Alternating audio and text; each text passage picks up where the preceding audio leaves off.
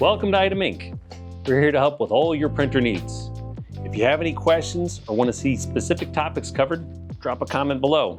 Also, don't forget to hit that subscribe button. Let's jump right in. Today, we'll be covering how to replace the fuser unit in your Ricoh P502/P501. For detailed information on compatible models, error codes, and links to replacement parts, check the description below. Turn the printer off and disconnect the power cord.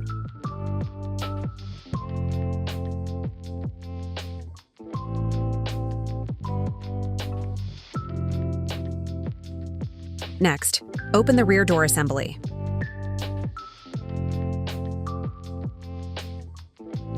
Locate the green levers found on the left and right side of the fuser.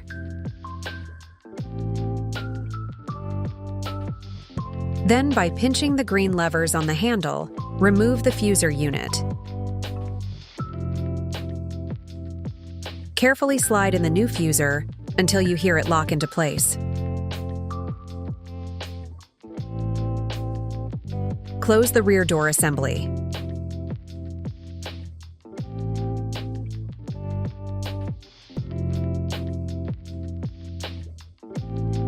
Finally, reconnect the power cord and turn the printer on.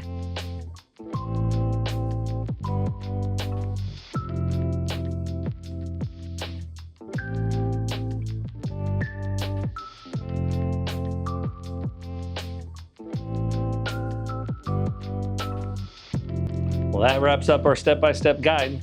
Click the like button if this video helped you out. If you have any questions or feedback, leave a comment below.